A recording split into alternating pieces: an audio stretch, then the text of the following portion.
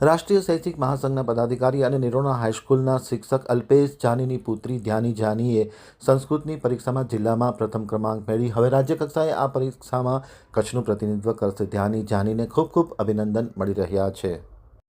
મોરના ઈંડા ચિતરવા ન પડે એ ઉક્તિ ધ્યાની જાનીએ સાર્થક કરી છે.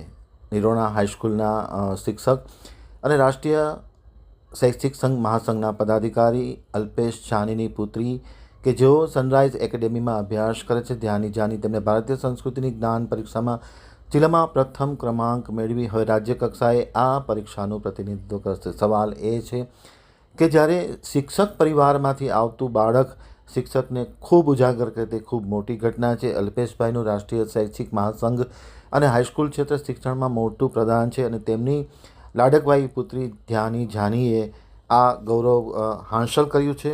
તે ખૂબ ગૌરવની વાત છે. સમગ્ર જગ્યાએથી ધ્યાની જાનીને ખૂબ ખૂબ અભિનંદન મળી રહ્યા છે.